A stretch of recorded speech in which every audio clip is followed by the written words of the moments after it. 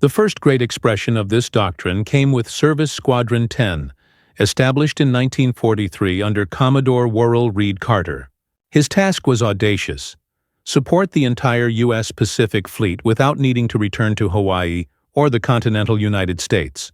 Carter's men assembled a fleet of floating drydocks, AFDBs and ARDs, repair ships, ARs, destroyer tenders, ADs, and massive supply vessels capable of rearming and refueling ships in open anchorages. They brought Pearl Harbor to the front lines. The first experimental base formed in the Gilbert and Marshall Islands. Then came Eniwetok. By 1944, Ulithi Atoll in the Western Carolines became the beating heart of American naval logistics, a lagoon large enough to host 700 ships at once. There were floating workshops, machine shops, mess halls, even theaters. A crippled destroyer could enter a floating dock, be repaired within days, and rejoin the fast carriers without ever seeing a mainland yard.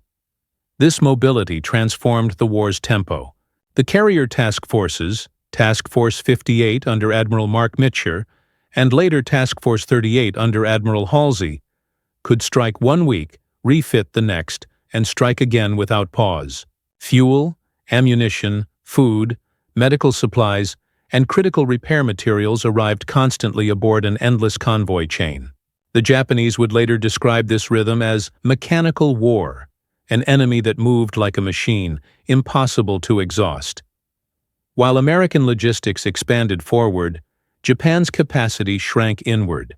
The Imperial Navy's repair hubs remained anchored to the home islands, Kure, Sasebo, Yokosuka. These bases were overcrowded and increasingly vulnerable to submarine attacks that choked the transport of raw materials. Each damaged carrier, Shokaku, Zuikaku, Hyo, Junyo, had to run the gauntlet back to Japan for proper repair, consuming fuel that was already disappearing from the Empire's stockpiles. By 1943, Allied submarines had begun to throttle Japan's lifelines. Merchant shipping losses climbed past 1.5 million tons per year. With every tanker sunk, more ships remained idle, waiting for steel, copper, or turbine blades that never arrived. Japan could build, but it could not sustain. Skilled dock workers were drafted into the army. Aluminum for aircraft was diverted from ship construction. The Kura yard, once the pride of the fleet, was bombed repeatedly by 1944. Workshops worked in blackout conditions, with no replacement tools for precision tasks. In contrast, American yards were multiplying like an assembly line across the ocean. In just 4 years, the U.S. built or converted over 110,000 naval vessels, from carriers to landing craft. Pearl Harbor, Mare Island, and Puget Sound operated 24 hours a day, 7 days a week. The Essex-class carriers, designed for modular construction, could be assembled in less than a year and repaired in weeks. Every ship came with standardized blueprints, parts, and interchangeable components. A propeller shaft from Intrepid could fit Bunker Hill. A radar assembly from Hornet could be swapped onto Bennington. This was not coincidence. It was design. The contrast deepened as the war expanded. When Enterprise took 3 bomb hits off the Solomons in 1942, she limped to Pearl and returned to action in 54 days. When Shokaku was torpedoed by the submarine Kavala in 1944, she exploded and sank within minutes, overloaded with volatile fuel, lacking adequate fire suppression, her compartments poorly sealed. America's ships lived longer not because they were invincible, but because they could be rebuilt faster than they could be destroyed. Behind this machine stood people, tens of thousands of anonymous workers. In the Brooklyn Navy Yard, over 70,000 men and women labored daily. At Mare Island, entire families worked side by side. Across the country, new vocational schools sprang up to train welders, machinists, and pipe fitters. Women entered the yards in droves, rosies, with blowtorches instead of rivet guns. Each one became part of an invisible army that matched Japan's pilots hour for hour, strike for strike, in the foundries of the homeland. This industrial willpower found its greatest expression in the fast carrier task forces, which by 1944 could rotate carriers through operations seamlessly. While Essex, Bunker Hill and Lexington II launched strikes, others, Enterprise, Hornet, Yorktown II, were replenished and repaired at Ulithi. Every 20 to 30 days, ships rotated forward and back in a perfect mechanical rhythm. Japan could not track the tempo. It assumed damaged ships remained out for months, when in truth they reappeared sometimes within a week. Japanese intelligence diaries from 1944 record disbelief. Fleet staff officers noted, "The enemy's ships appear faster than our estimates allow." Another report added bitterly, "They fix them faster than we can sink them." It was not hyperbole. It was diagnosis. By early 1945, the industrial gap had become existential. When Japan lost carriers at the Philippine Sea and Leyte Gulf, none could be replaced.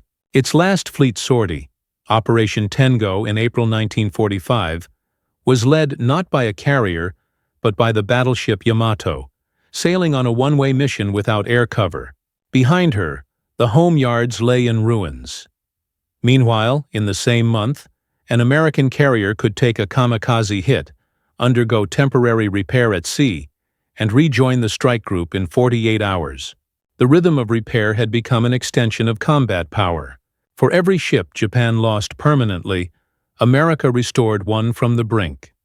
The logistical frontier had shifted so far west that by war's end, floating docks stood in Manila Bay, Subic Bay, and even Okinawa. The industrial base had crossed the Pacific. When victory came, Japan was surrounded not just by fleets, but by shipyards. In just 3 years, the United States had turned maintenance into strategy. Pearl Harbor, once a symbol of destruction, had become a symbol of endurance. Every beam replaced, every plate welded, every deck patched had bought time. And time, in war, was the most precious ammunition of all. That is why Japanese officers, reviewing post-war reports, could only marvel at the truth that had haunted them since 1942. They had not been defeated solely in battle. They had been outbuilt, outrepaired, and outlasted. And from that realization would rise the central question of this story. How did America transform repair into an offensive weapon? Angle A, human. Night shift. Nation. Every great war is fought twice. Once by those who fire the guns, and once by those who keep them firing. In the Pacific, the Second Army never saw combat. Its soldiers wore overalls, not uniforms. They fought with wrenches, torches, and coffee mugs stained black from welding soot. At Pearl Harbor, the clang of hammers and hiss of steam became a language of defiance. The yards never slept. Floodlights blazed through the night like a second sun, turning every dock into a battlefield of labor. The rhythm was relentless. 3 shifts, 8 hours each, thousands of men and women flowing in and out like tides. The scale was staggering. By 1943, Pearl Harbor Navy Yard employed over 30,000 workers. Mare Island, 40,000. Puget Sound, 50,000.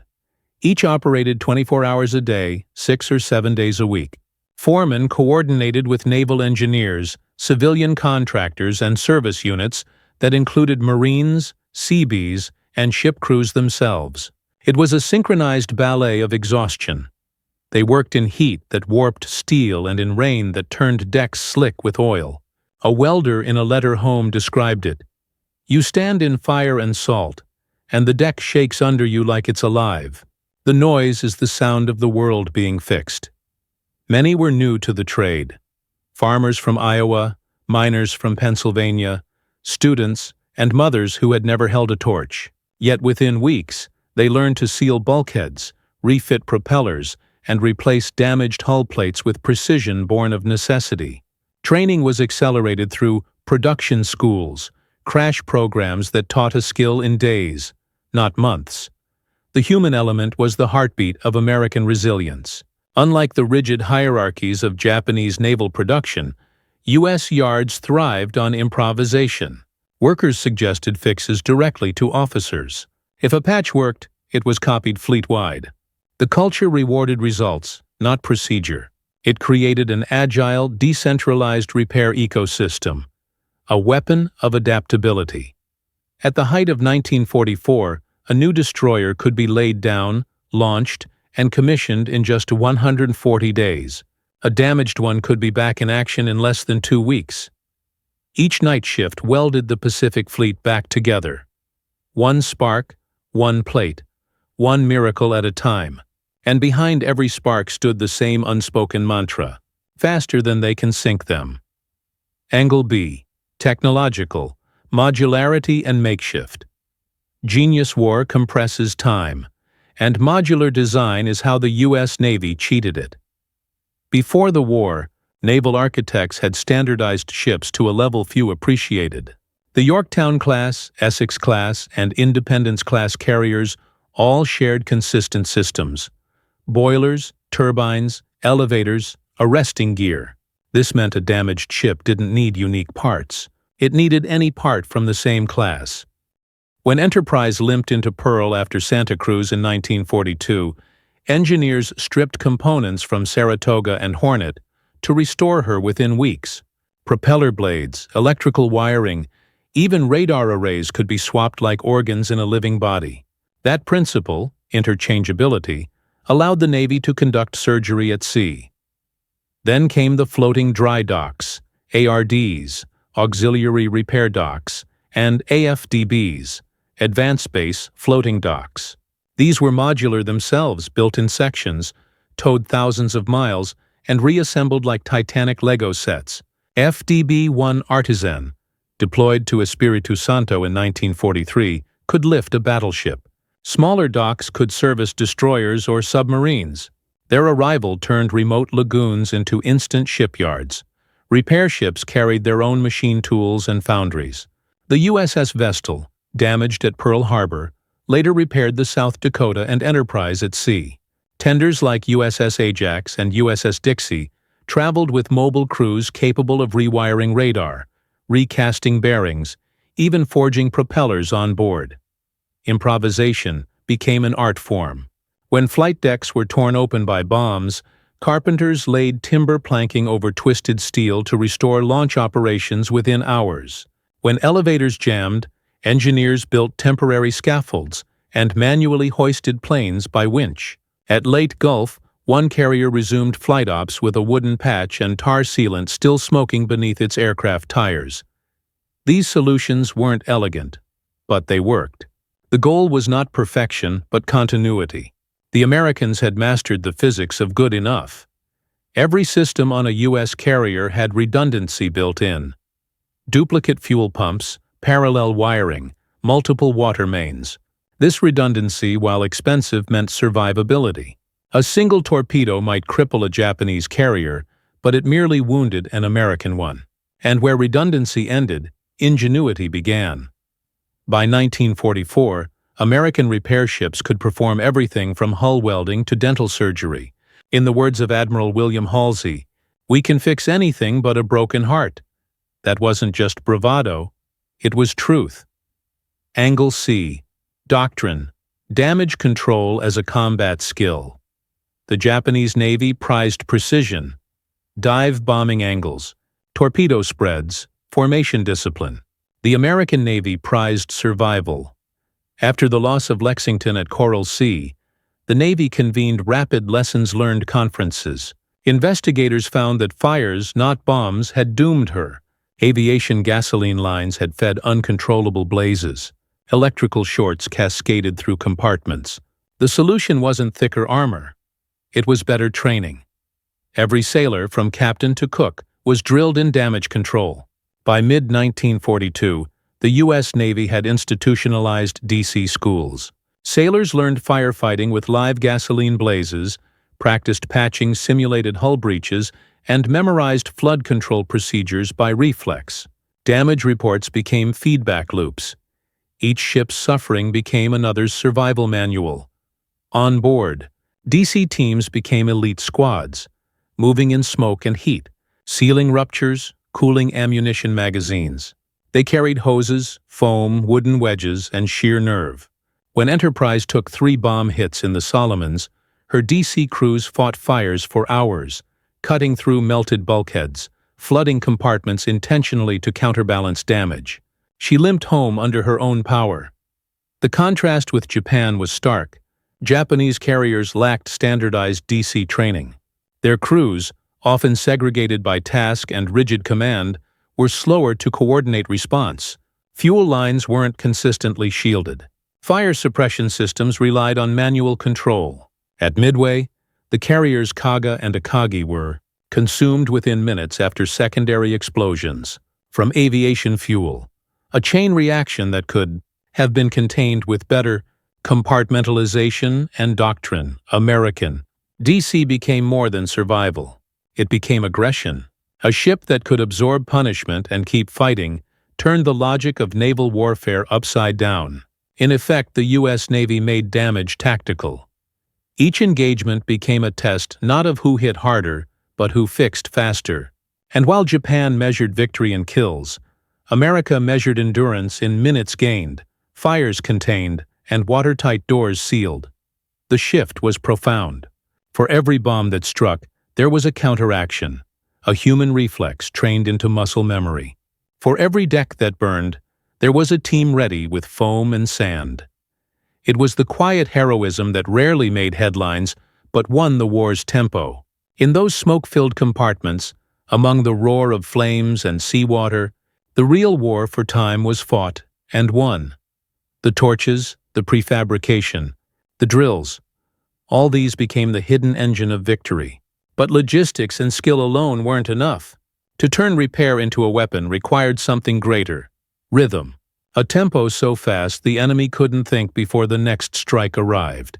That rhythm would define the Pacific War's second half. The operational tempo of Task Force 58, the forward docks of Ulithi, and the empire that tried and failed to keep pace. Angle D, operational tempo. Turnaround as a weapon by 1944. American naval warfare had become a symphony of motion. Relentless, mechanical, and perfectly timed. Each carrier strike group was part of a rhythm so precise it defied comprehension. Attack, retire, repair, resupply, return. Where Japan saw exhaustion, America saw intervals. The system worked because repair had become part of the battle plan. After each major operation, damaged ships were not withdrawn for months. They were queued into a living circuit of floating docks, repair ships, and anchorages. The result was an unbroken rotation of combat-ready units. A damaged carrier like Bunker Hill, hit by kamikazes off Okinawa, could offload its wounded, patch its flight deck, and within 2 weeks sail again. Destroyers like Heermann and Johnston, mauled at Leyte, were stabilized, rearmed, and returned to escort duty within days. The tempo left Japanese intelligence analysts baffled. In their estimates, a carrier hit once was out for at least 3 months. In reality, American flat tops reappeared in half that time, sometimes less. The key lay in Task Force 58. Admiral Raymond Spruance's spear point, later mirrored by Admiral Halsey's Task Force 38. These rotating commands shared ships between operations. While one task force attacked, the other replenished and repaired. The Japanese thought they faced endless replacements. In truth, it was the same fleet cycling faster than enemy logic could track. Each replenishment group included oilers, ammunition ships, hospital vessels, and floating workshops. The fleet train followed the strike groups like a shadow army. When carriers returned to Ulithi, Seabees were already welding new plates, replacing damaged catapults, and overhauling boilers. Supplies were pre-positioned weeks ahead. It was repair as choreography. Every bolt and barrel scheduled like music. That rhythm broke the psychological backbone of the enemy. Japanese planners expected operational pauses, the rest between storms. They received none. Instead, they faced a storm that never ended. The tempo itself became a weapon. Time, once the ally of the defense, had been conquered. Angle E, enemy constraints. Bottlenecks of an empire. Japan's naval doctrine was built for decisive battle. One monumental clash to decide the war's fate. Its shipyards, logistics, and repair philosophy all pointed toward that ideal. But when the war turned into a contest of endurance, the system imploded. The Imperial Japanese Navy operated from a triangle of main repair yards, Kure, Sasebo, and Yokosuka, all within the home islands. Their geographic concentration, once efficient, became a strategic trap. Any ship needing heavy repair had to withdraw thousands of miles from the front. Fuel shortages made the voyage itself dangerous. Submarine ambushes, air attacks, and mechanical wear claimed more ships on the way home than in combat. Once inside the yards, the problems deepened. The industrial base could not sustain both new construction and repair. In 1942–43, the same workers responsible for building submarines were tasked with patching damaged cruisers. Spare steel was rationed. Electrical components were hand-machined. Slow, delicate work unsuited for wartime urgency. Skilled labor shortages worsened as engineers were drafted into infantry units. Even when repairs began, they dragged endlessly. Shokaku, damaged at Coral Sea, spent over 2 months in dry dock. Zuikaku, though structurally sound, was sidelined while training replacement air crews. Hyo, hit by a torpedo in 1943, remained out of action for half a year. By 1944, Japanese carriers often returned to battle without full restoration. A patchwork fleet already doomed by haste. Worse still, Japan lacked modularity. Each ship was effectively a one-off masterpiece. A pump from Shokaku could not fit Zuikaku. A turret part from Congo wouldn't match Haruna. Every fix required tailor-made components. Every delay compounded. The home yards became logjams of half-finished ships. Then came the bombs. By mid-1944, American B-29s began systematic strikes on industrial targets. Yokosuka burned. Kure's cranes collapsed under ton-scale blast waves. Workshops turned to rubble. Machines that had taken decades to build were gone in minutes. Fuel stocks evaporated. Even electricity was rationed.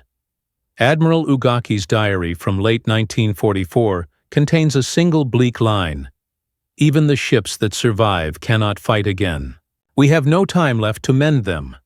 The empire that had once built Yamato could now barely keep a destroyer seaworthy.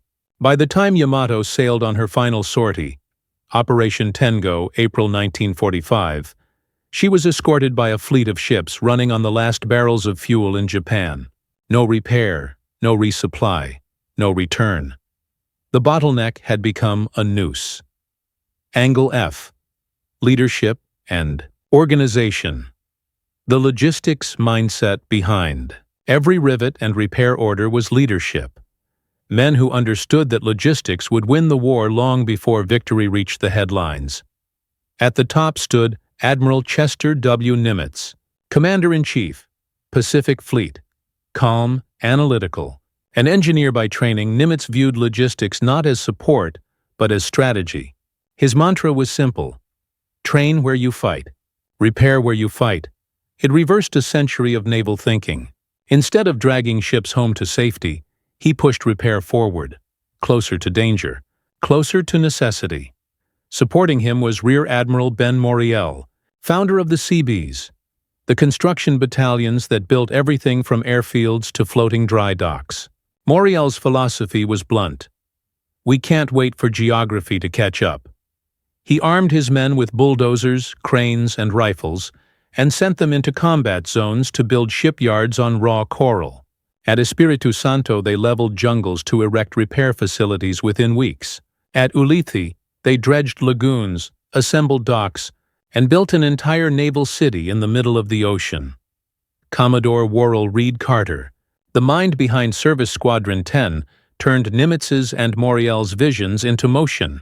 He organized a fleet of hundreds of auxiliary vessels, floating dry docks, oilers, machine shops, barracks, cranes, and depot ships, all moving in synchronized formation with the combat fleet.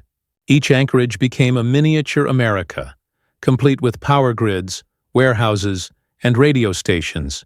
When a carrier limped in, Carter's men already had her schematics, parts, and work crews assigned before she dropped anchor. This leadership style, decentralized, data-driven, cooperative, contrasted sharply with Japan's rigid hierarchy. American admirals empowered officers and civilians alike to solve problems independently. If a foreman could find a faster fix, it became doctrine the next day. Speed, not ceremony, was king. The result was a new form of warfare, industrial maneuver. Just as generals once maneuvered troops on land, Nimitz and Moriel maneuvered infrastructure. Shipyards, fuel depots, and floating docks advanced across the Pacific like divisions in combat. Every new anchorage became a base for the next leap forward. From Pearl to Eniwetok, from Eniwetok to Ulithi, from Ulithi to Okinawa. The empire that had begun the war attacking bases now faced an enemy that created them faster than they could be destroyed. This mindset redefined victory. Where Japan sought the perfect battle, America built the perfect system. One that could absorb loss and convert it instantly into strength. When Nimitz reviewed the war's outcome in 1945, he said quietly, "The enemy never understood our shipyards." He was right, because the true battlefield of the Pacific was not just the sea. It was the hour between sinking and sailing again. From the welders to the admirals, from the modular decks to the floating docks, one pattern ruled them all: time as a weapon. And that weapon would be tested in its most dramatic form at Midway, when a carrier thought dead returned to battle, and Japan's illusion of control began to fracture. Pearl Harbor Naval Shipyard, May 27, 1942. The carrier Yorktown lies wounded, her hull cracked, boilers cold, flight deck twisted and blackened from coral sea. Oil slicks float like bruises across the dry dock. The smell is part sea, part smoke, part blood. The Japanese had marked her as gone, sunk beyond recovery, and on the maps in Tokyo, she was already a ghost. But in the shipyard, 1,400 men swarm her decks. Ghosts don't weld. Admiral Chester Nimitz steps aboard that morning with a single question: how long? The shipyard superintendent, Commander Frederick Crystal, hesitates before answering the impossible. 2 weeks, minimum. Nimitz shakes his head. You have 72 hours. There is no debate. Orders are issued before the sun sets. The work that followed was something the Pacific had never seen. A 72-hour war fought with sparks. Instead of bullets, teams were divided into shifts that never stopped. Carpenters replaced 550 square feet of flight deck. Welders sealed 26 feet of gaping hull. Engineers reconnected boilers, rewired power circuits, and jury-rigged cooling lines. Divers, working by touch alone in black water, sealed underwater ruptures with timber and steel patches. Fuel tanks were purged of seawater using improvised pumps scavenged from a tug. The starboard air compressor was repaired using parts from Saratoga. And in the bowels of the ship, men worked in heat over 110 degrees, barely able to breathe. Even as the crews labored, supply officers raided nearby ships and warehouses for spare valves, catapult pistons, arrestor gear, and electrical panels. Trucks ran through the night under blackout rules. Civilians, sailors, Marines, everyone worked shoulder to shoulder. One shipyard worker later recalled, "We didn't stop to eat. We ate while welding. We slept for minutes, not hours. We were patching a ghost back into the war." By the morning of May 30th, Yorktown's boilers roared again. Paint peeled from the heat. Smoke poured from her stack. Crews ran tests, recalibrated compasses, tested catapults, rearmed her elevators. She wasn't beautiful. She was scarred, limping, barely alive. But she was ready. The impossible had been done.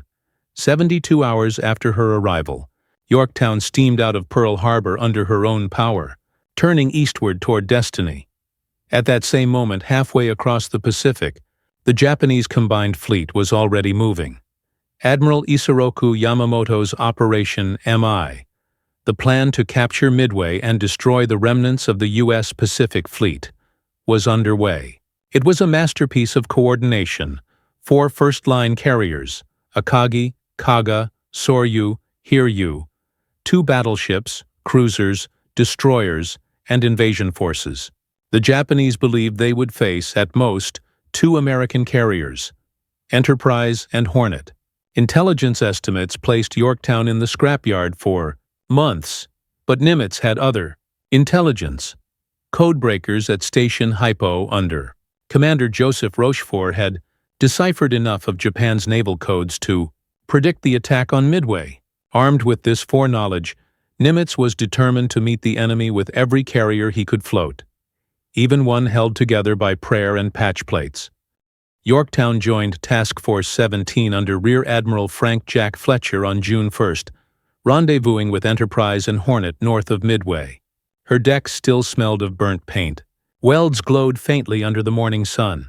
Damage controlmen walked her halls checking bulkheads for leaks. Pumps ran constantly, fighting seepage that never stopped.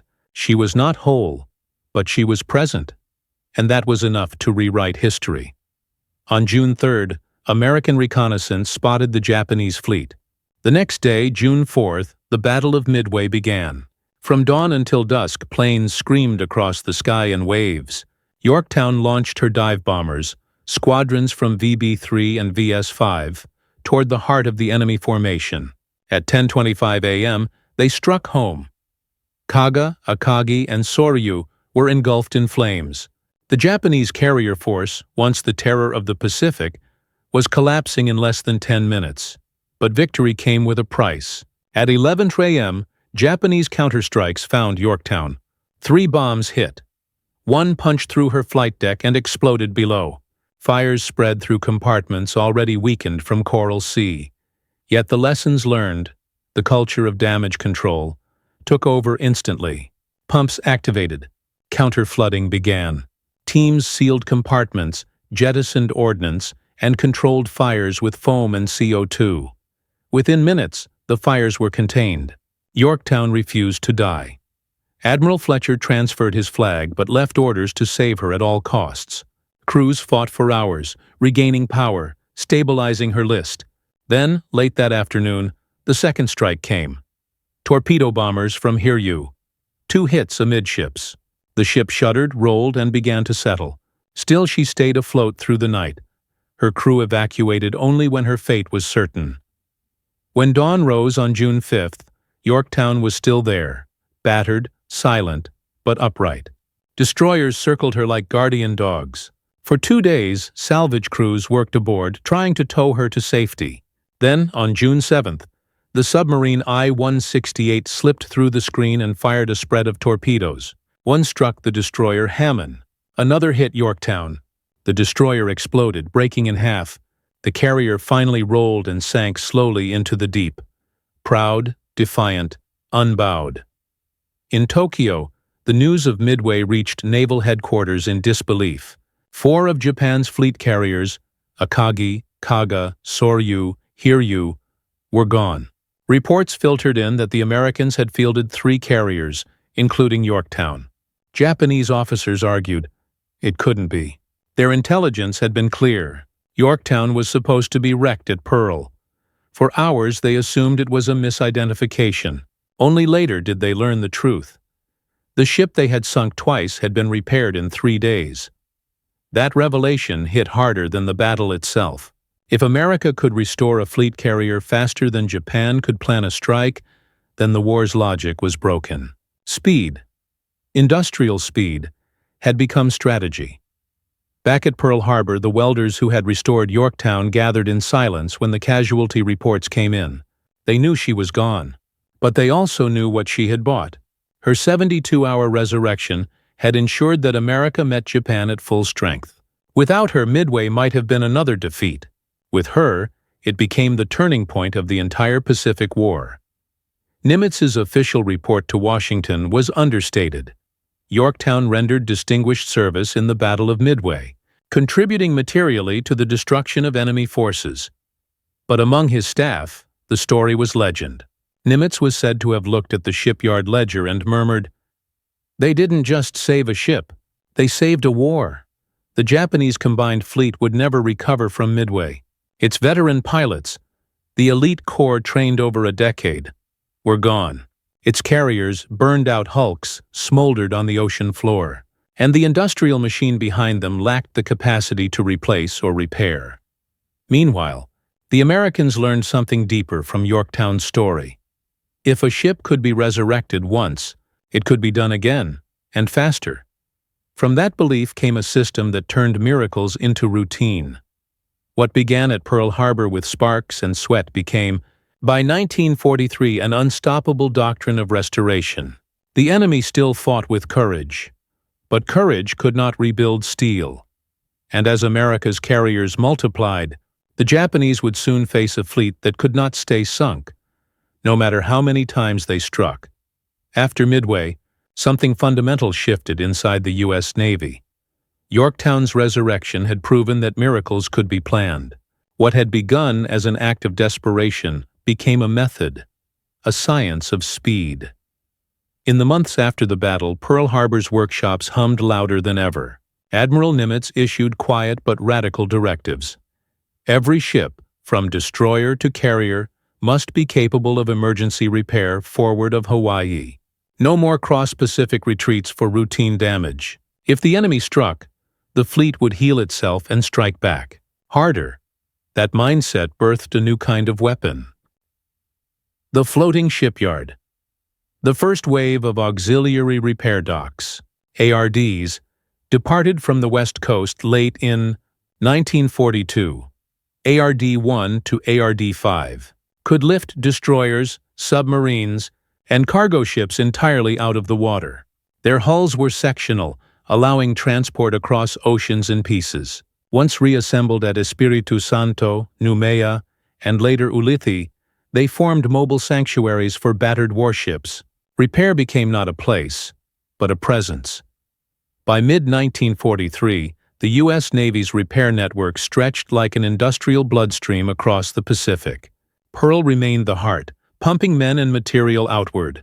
Mare Island and Puget Sound forged the steel. Service Squadron 10 distributed it. At Espiritu Santo, damaged cruisers and destroyers queued up beside cargo ships loaded with prefabricated hull plates. A damaged vessel arriving on Monday could depart before Sunday. At the center of it all was one principle: return to service faster than the enemy expects. That principle soon reached its purest form in the Essex-class carriers, the new generation that turned the miracle of Yorktown into mass production. When USS Essex joined the fleet in 1943, she embodied the lessons of every ship that had burned before her. Her compartments were wider, her piping redundant, her flight deck armored and modular. Every inch of her structure was designed for quick repair. If a bomb tore through her hull, the damage could be isolated and sealed. If an elevator jammed, it could be replaced as a single module. Nothing required specialized yard work. Everything could be done in the field. That philosophy soon spread to every vessel type: destroyers, cruisers, even submarines. Each new ship arrived pre-equipped with what engineers called battlefield repair logic: simplified wiring, sectional armor, interchangeable fittings, and quick-release hatches. It was industrial Darwinism, the Navy evolving itself between engagements. The results were staggering. In November 1943, USS Enterprise took a bomb through her flight deck during the Gilbert's campaign. Within 6 days, she was patched, repainted, and flying missions again. In 1944, after being struck by 3 bombs during the Marianas campaign, she underwent 30 days of repair at Pearl and returned in time for the Battle of Leyte Gulf. By contrast, when the Japanese carrier Taiho suffered a single torpedo hit at the Philippine Sea, vapors from her poorly vented aviation fuel ignited and destroyed her in one explosion. Each American repair wasn't just physical, it was psychological. Every time a battered ship reappeared on the horizon, it defied enemy logic. To Japanese reconnaissance pilots, it seemed the Americans had an endless fleet. In reality, it was the same fleet, endlessly reborn. The Japanese soon recognized the pattern, and they couldn't match it. At Kure Naval Yard, engineers studied captured reports and photographs of U.S. ships. They saw standardized systems, simplified wiring, identical hull forms. Their own carriers, by contrast, remained hand-built, unique in every detail. Repairs required custom parts, machine-turned fittings, and long dry dock stays. The Imperial Navy's doctrine, its obsession with perfection, had become a prison. In 1943, after Shokaku was torpedoed again by Kavala, she was declared unsalvageable. In 1944, Zuikaku, the last of the Pearl Harbor strike force, was destroyed at Leyte Gulf. None of Japan's fleet carriers ever returned to full combat readiness once damaged. Every wound was permanent.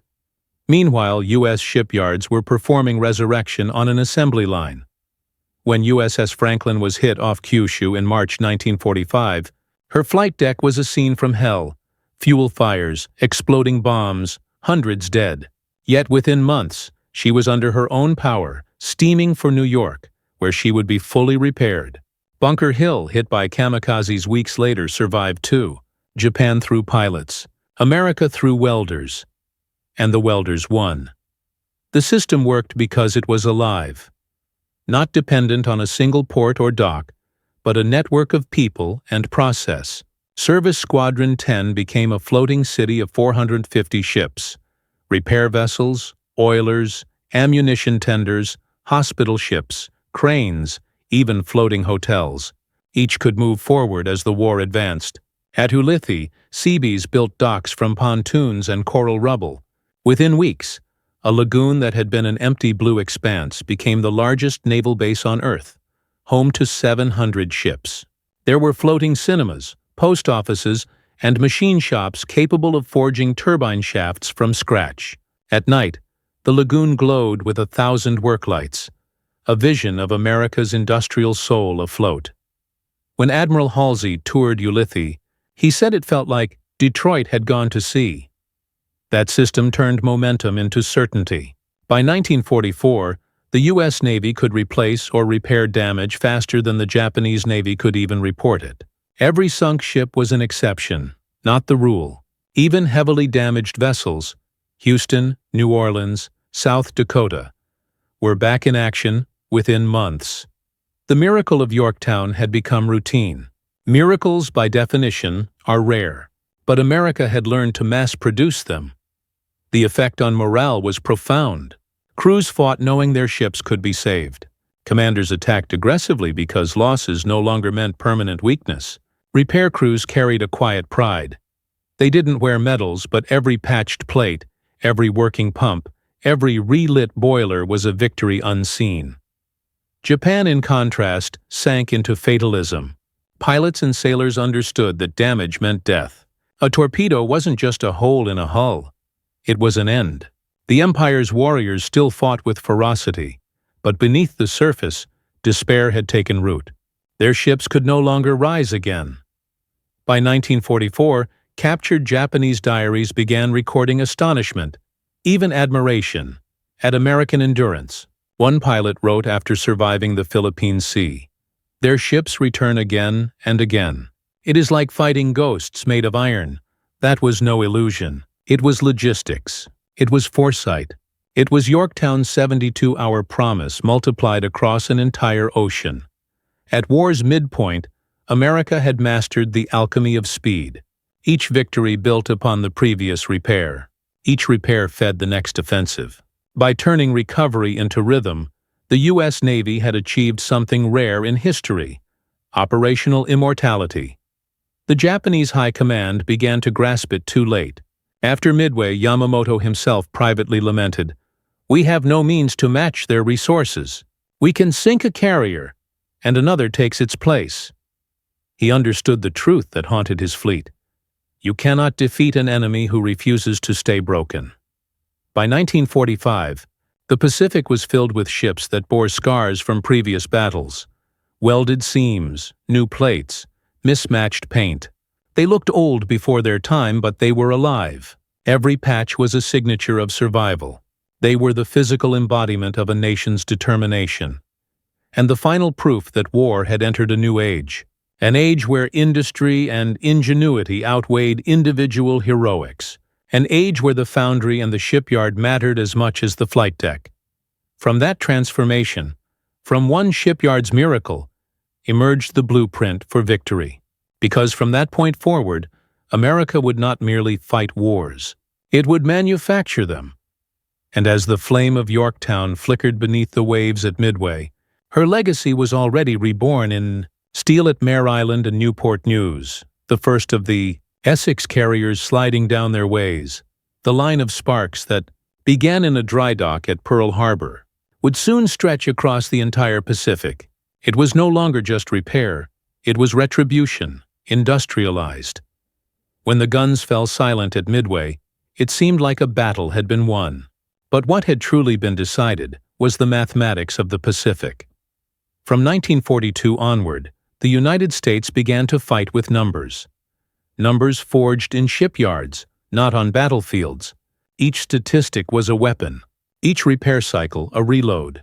By the end of the war, those numbers told a story no torpedo could undo. Repair time. The miracle becomes routine. In 1942, the Yorktown took 72 hours to be patched enough for battle. By 1944, the same scale of work, deck repair, machinery replacement, electrical overhaul, could be accomplished on Essex-class carriers in less than 48 hours. A destroyer could enter a floating dry dock with a gaping hole amidships and sail again within 10 days. At Ulithi, shipwrights averaged 200 emergency hull repairs per month. Service Squadron 10 processed over 5,000 ships during its first year of operation. Each job meant another vessel that Japan thought dead returning to life. Even when damaged ships had to retreat farther, to Pearl Harbor or Mare Island, their turnaround time shrank to weeks, not months. At its peak, Pearl handled 11 major combat repairs at once. Workers replaced miles of wiring, patched hundreds of shell holes, reinstalled boilers, and overhauled radar systems in parallel. An industrial ballet running 24 hours a day. The system's true genius was invisible. Standardized components, interchangeable blueprints, and unified training that made every repair predictable, efficient, repeatable. The Japanese had no equivalent. A single damaged carrier could paralyze an entire dock for months. In late 1944, even light carriers like Hiyo or Junyo sat idle for lack of materials. When the American Navy lost a ship, it lost time measured in weeks. When Japan lost one, it lost capacity, measured in years. Production, the industrial avalanche. While repair kept the fleet alive, production expanded it beyond all reason. Between 1942 and 1945, American shipyards launched over 110,000 vessels of all types. Of those, 27 were fleet carriers, 9 light carriers, and 122 escort carriers. Destroyers rolled off assembly lines at the rate of one every 4 days. Submarines, cruisers, landing craft, the same story everywhere. At one point, the U.S. Navy commissioned more tonnage in a single month than Japan managed in an entire year. Japan launched just 6 new fleet carriers after Pearl Harbor, and lost all of them. It never completed another true battleship after Yamato's sister Musashi. Even as American docks expanded, Japanese slips fell silent, bombed or idle for lack of steel. By 1945, Japan's entire shipbuilding output had dropped below 15% of its 1941 capacity. It wasn't just about building more. It was about keeping what you had. America didn't just create ships. It sustained them. Japan could not. Personnel and expertise. The arithmetic extended to people. By 1944, American shipyard employment had surpassed 600,000 men and women. The Seabees alone numbered 325,000, building 111 major bases, 441 piers, and 250 airfields across the Pacific. Every base shortened repair time. Every dock extended operational range. Japan, strangled by fuel and manpower shortages, had to draft shipyard workers into the army. Skilled welders and machinists, the very lifeblood of naval repair, were sent to dig trenches or man anti-aircraft guns. Their replacements were apprentices with no experience, working under bombardment, without parts or power. Even the Kure naval arsenal, the crown jewel of Japan's fleet industry, often went dark for lack of electricity.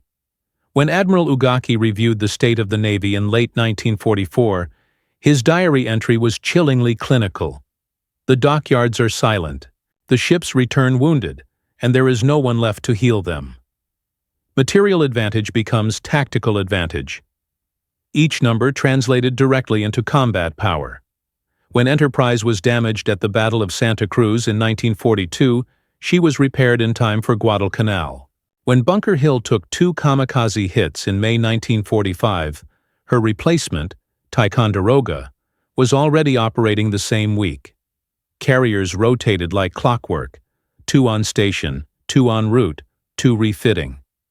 This 6-unit cycle meant constant presence, constant pressure. Japan never recovered from that rhythm. At the Battle of the Philippine Sea, the Great Marianas Turkey Shoot, the United States fielded 15 carriers with nearly 900 aircraft. Japan mustered 9, most with inexperienced air groups and structural fatigue from rushed repairs. The result was catastrophic. 3 Japanese carriers sunk, over 600 planes lost. Not because Japan lacked courage, but because it lacked continuity. Every American carrier sunk or damaged was replaced or repaired faster than Japan could count its losses. By 1945, the U.S. Navy had 28 fleet and light carriers active in the Pacific. Japan had none. The shipyards behind victory numbers on paper were meaningless without the yards that made them real. The great repair and production triad of Mare Island, Puget Sound, and Pearl Harbor formed the core of America's wartime miracle. Each functioned like a kingdom, independent, but united in purpose. Mare Island specialized in submarines and cruisers, turning out repaired vessels faster than they could be sunk in the Pacific. Puget Sound handled the big jobs, battleships and carriers whose scars were measured in tons of steel. Pearl Harbor, once the site of humiliation, became the fastest forward repair base in naval history. Its workers lifted sunken battleships, repaired fleet carriers, and restored operational dominance. Between them, they performed over 30,000 major repairs during the war. In parallel, the mobile units of Service Squadron 10 advanced the frontier of logistics. By 1945, they operated 450 ships capable of every major industrial process afloat. They could pour concrete, cut armor plate, forge propellers, or even bake bread for 200,000 men. Their motto was unspoken but absolute. If it breaks, fix it before it hits the beach. These figures are staggering, but numbers alone miss the deeper truth. What ended the Japanese Navy wasn't just superior production. It was repair as permanence. America had transformed the concept of loss itself. Ships didn't die. They rested, healed, and returned, scarred but stronger. Each repair was a resurrection, each resurrection a message. The Japanese could count their ships. They couldn't count American resolve. By the final months of the war, Japan's once proud Kido Butai, the striking force that had shattered Pearl Harbor, existed only in memory. Akagi, Kaga, Soryu, Hiryu, Shokaku, Zuikaku, all gone. Their successors, Taiho and Shinano, were destroyed before completing even one full operational cycle. Meanwhile, America's carrier fleet grew so vast that some never saw combat before war's end. The ratio that had begun at Pearl, 1 ship resurrected against 1 sunk, ended with America repairing more tonnage than Japan ever built. The battle for endurance was over. The empire of the rising sun had been outlasted by the empire of the assembly line. But the story wasn't finished. Victory through repair carried consequences beyond the docks. Consequences written in economics, morale, and the very psychology of war. Because the empire that couldn't fix what it broke soon couldn't believe what it faced. And in that disbelief lay the final unraveling. By late 1944, Japan's naval leadership understood the truth. Not through intelligence, but through despair. The empire had not lost merely ships. It had lost time. Every day that passed, the United States grew stronger. Every hour another engine turned, another ship slid from a dock, another carrier's wounds were welded shut. For Japan, time moved the other way. Each bomb, each torpedo, each raid, erased days they could not replace. In Tokyo's war rooms, the tone had changed. Where once there had been confidence, there was calculation.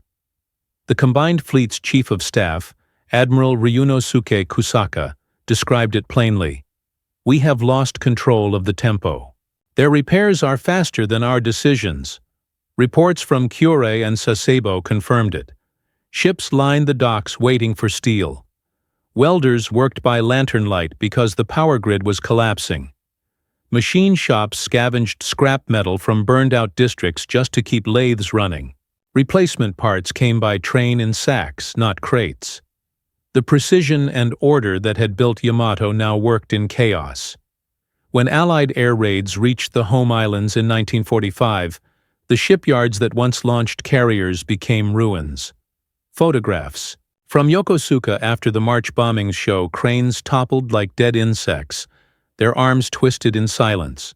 Kure, once the Imperial Navy's heart, became a graveyard of half-finished hulls and shattered docks.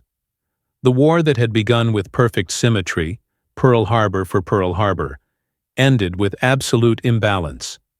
Meanwhile, across the ocean, American repair bases thrived like living cities. At Ulithi, Saipan, and later Okinawa, floating docks glimmered under floodlights. Seabees played baseball beside cranes. Welders worked to jazz records blaring from radios. The air reeked of diesel, paint, and optimism. Even in the shadow of death, the rhythm never faltered. When the kamikaze attacks began in late 1944, they tested this rhythm brutally. Carriers like Franklin, Bunker Hill, Intrepid, and Ticonderoga were struck by suicide planes that turned flight decks into infernos. Hundreds of sailors were killed in seconds, yet within days, the same ships were steaming under their own power, patched and functional. Crews trained to fight fire as fiercely as the enemy. Repair ships arrived within hours, their decks stacked with prefabricated panels and firefighting foam. The Japanese believed that by destroying ships faster than they could be built, they might change the war's trajectory. Instead, they watched their own logic implode, because nothing stayed broken for long. One captured Japanese pilot reportedly asked after his mission, "How do you fight men who repair the world while they destroy you?" It wasn't rhetorical. It was surrender disguised as awe. The emotional impact rippled through every level of the Imperial Navy. Surviving officers wrote of a psychological dislocation, a helplessness in the face of industrial resurrection. Each time an American carrier returned, it was like seeing a ghost. Each time a Japanese ship went down, it was a wound that never healed. By 1945, Japan had fewer than a dozen operational destroyers, most without radar or modern gunnery. Its once proud carriers were gone. Its pilots were being trained to die, not to win. The empire was living on remnants, recycled steel, refitted tankers, converted freighters masquerading as warships. Every vessel that sailed did so with the knowledge that there would be no return, no repair, no resurrection. Meanwhile, the United States built redundancy into every operation. If one carrier fell, another filled its place. If one dock was bombed, another was already assembled in a new lagoon. Even at Okinawa, one of the bloodiest campaigns in the Pacific, the logistical machine never stopped. Carriers hit on Monday, launched aircraft again by Thursday. The U.S. Navy had achieved what Japan could only dream of: continuous presence. That was the death of the Japanese fleet. Not midway, not late, but the moment continuity became permanence. When one side could rebuild faster than the other could destroy, victory ceased to be a question of tactics. It became a countdown. After the surrender, the reckoning began. At the war crimes tribunals and in post-war interviews, many Japanese admirals spoke with quiet resignation about the true cause of their defeat. Admiral Toyoda Soemu, the final commander-in-chief of the combined fleet, said it without bitterness. "We were defeated long before the last battle. We could not match the industrial strength or the repair power of the United States. That was the true Midway." Others echoed the sentiment. Captain Toshikazu Omae, A staff officer under Admiral Yamamoto reflected, "We thought we were fighting a navy. We were fighting a nation of mechanics." That realization became the unspoken epitaph of the Imperial Navy. Even among the Allies, respect mixed with astonishment. British observers touring American bases in 1945 called them cities of steel, self-contained, self-repairing worlds. A Royal Navy officer at Ulithi wrote, "Their ships come in bleeding and leave shining. They have conquered distance and exhaustion both." It was not a boast. It was an observation of scale, the point at which industry became invulnerability. In Japan, the collapse of the naval industry left ghost towns of iron and silence. Kure, Sasebo, Yokosuka. Their once deafening forges now rang with emptiness.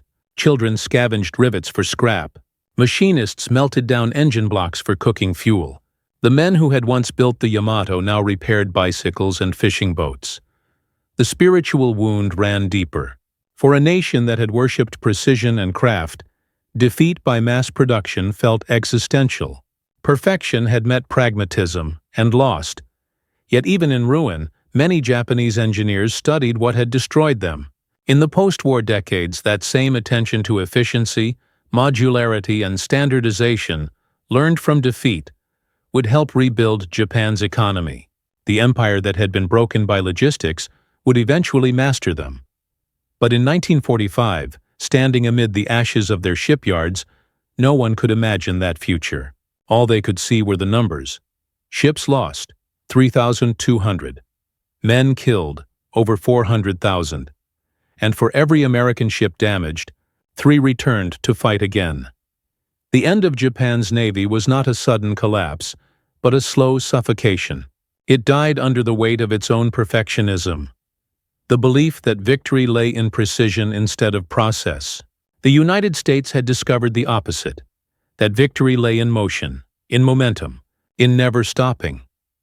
When Yamato sailed on her final sortie in April 1945, bound for Okinawa on a one-way suicide run, she carried the last heartbeat of an empire that could no longer repair itself.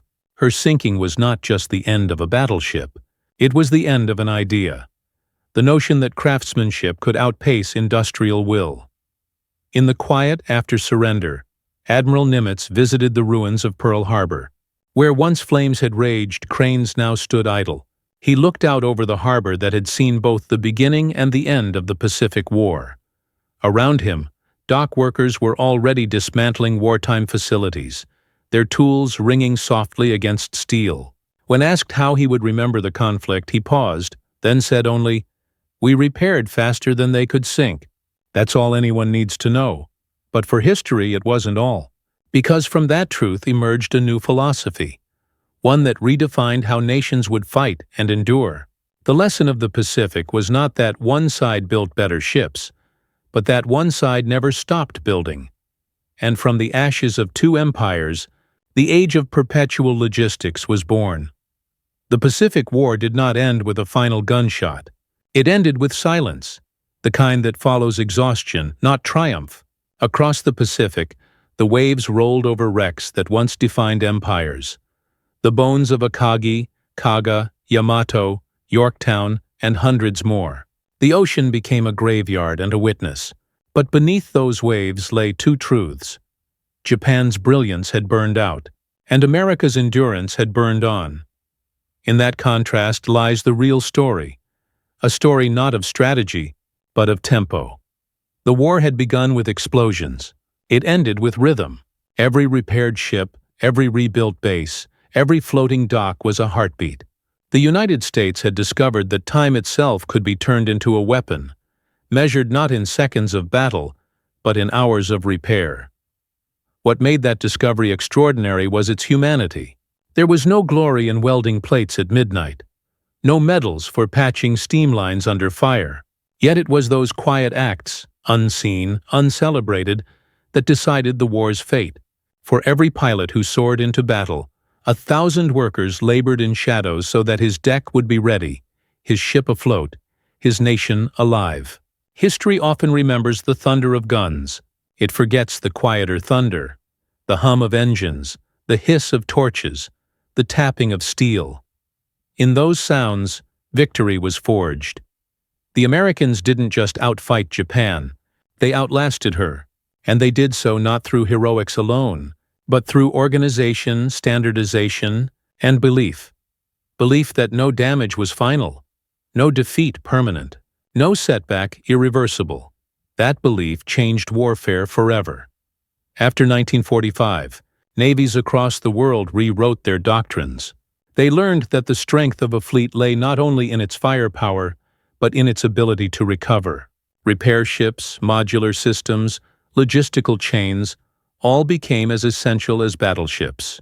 The floating dry dock replaced the fortress. The supply convoy replaced the citadel. In the Cold War that followed, America's real inheritance from the Pacific was not dominance. It was resilience. The idea that no matter the blow, the system must continue. Repair, refit, redeploy. It was a doctrine that extended beyond war, into industry, medicine, technology, even culture. The habit of mending, of moving, of never stopping, became part of the national DNA. For Japan, defeat became a teacher. The engineers who once built warships turned to building peace. Cars, electronics, ships of commerce. They embraced the very principles that had undone them: efficiency, interchangeability, and relentless improvement. The repair ethos that crushed their navy became the foundation of their rebirth. From ruin rose reconstruction. Quiet, disciplined, methodical. The same hands that once crafted carriers now built the future. And perhaps that is the war's final symmetry. Two nations, once bound in destruction, both learned the same lesson: that survival belongs to those who can rebuild. If you walk through Pearl Harbor today, you can still see the old dry docks. The same concrete pits where Yorktown stood, bent and burning, still echo faintly when the tide rolls in. They are monuments not to death, but to defiance. The places where America refused to surrender to gravity, to rust, to time. In one sense, the story of Yorktown is only one story among thousands. But in another, it is the story of the entire war distilled into 3 days. 72 hours when men refused to let steel die. Those men didn't know they were shaping history. They only knew the ship had to sail. And she did.